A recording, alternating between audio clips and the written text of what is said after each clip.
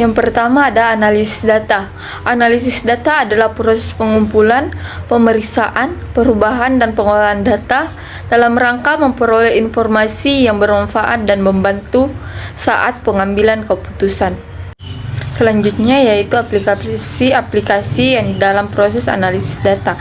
Yang pertama ada aplikasi pada tahap pengolahan data yang biasa terdiri dari yang pertama yang biasa kita kenal sebagai Microsoft Excel. Aplikasi ini terkadang disebut sebagai salah satu spreadsheet yang sering digunakan untuk mengolah data yang bersifat tabulasi. Yang kedua ada Google Sheet. Aplikasi ini hampir menyerupai Microsoft Excel, namun memiliki kelebihan, yaitu aplikasi ini dapat diakses secara online dari manapun. Ketiga ada aplikasi R, aplikasi yang powerful yang biasanya digunakan untuk analisis data science teruntuk untuk analisis statistik dan serta dapat digunakan untuk membuat grafik laporan. Yang keempat ada aplikasi Python, aplikasi yang digunakan untuk analisis statistik, machine learning, dan data mining, serta dapat digunakan juga untuk membuat grafik dan laporan.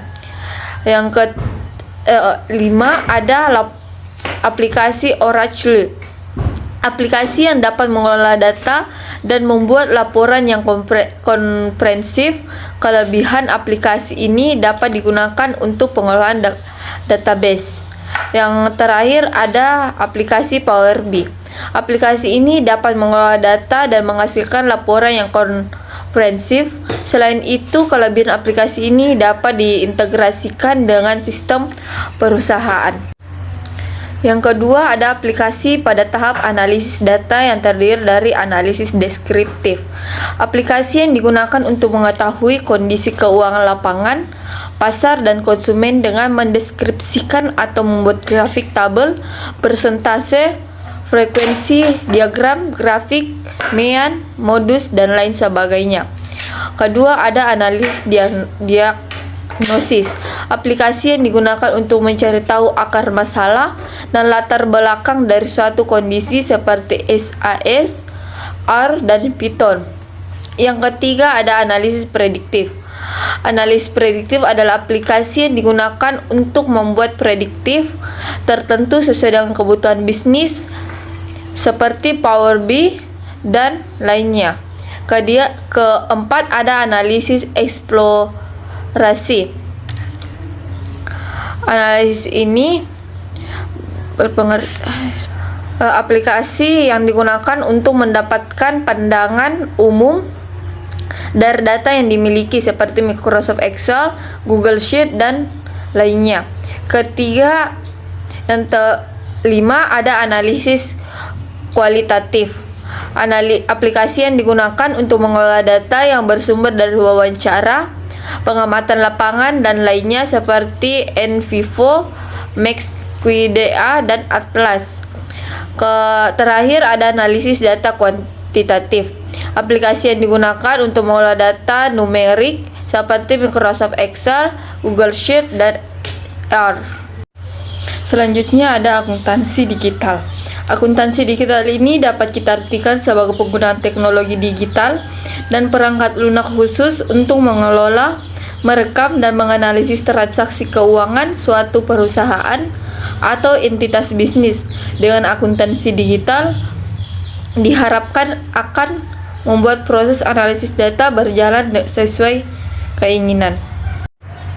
Selanjutnya ada proses analisis data.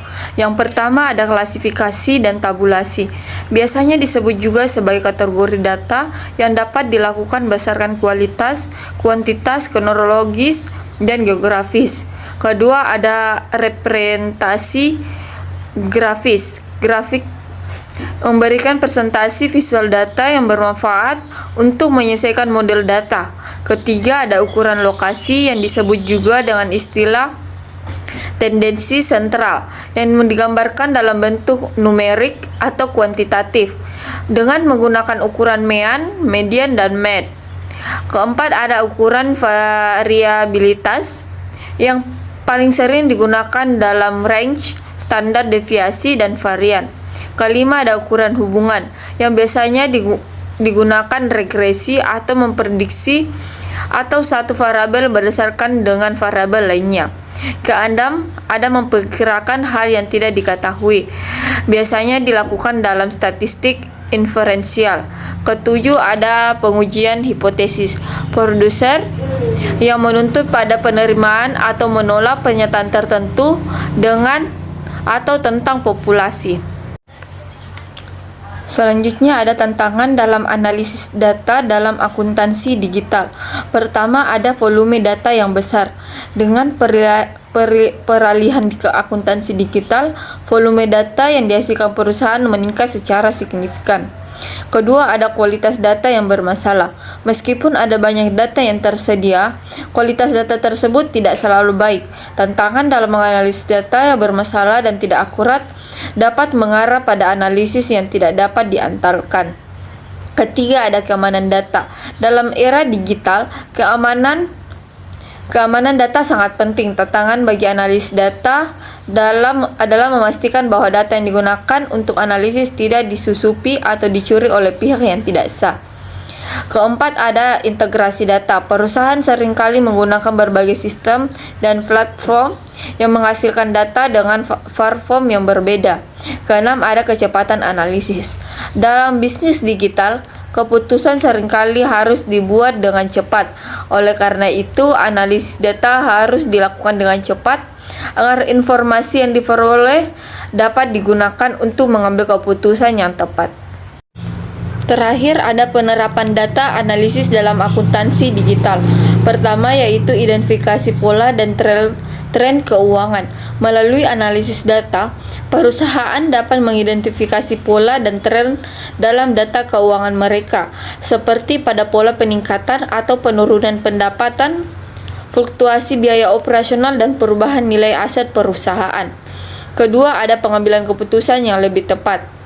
Data keuangan yang kaya dan lengkap adalah sumber daya berharga dalam mengambil keputusan bisnis yang lebih tepat melalui analisis data, seperti keputusan investasi, pengelolaan modal kerja, dan kebijakan harga. Ketiga, ada manfaat penerapan digitalisasi sistem informasi akuntansi. Penerapan digital ini juga harus memberikan manfaat bagi sistem informasi akuntansi pada prosedur atau siklus di perusahaan, sehingga dapat memberikan efisien dan efektivitas pada perusahaan. Selanjutnya ada pembelajaran data analitik. Akuntan diharapkan untuk dapat meningkatkan pengambilan keputusan bisnis, organisasi perusahaan, ataupun bagi kliennya dengan mempelajari data analitik yang mencakup seperti deskriptif, analitik, diagnostik, dan lain sebagainya.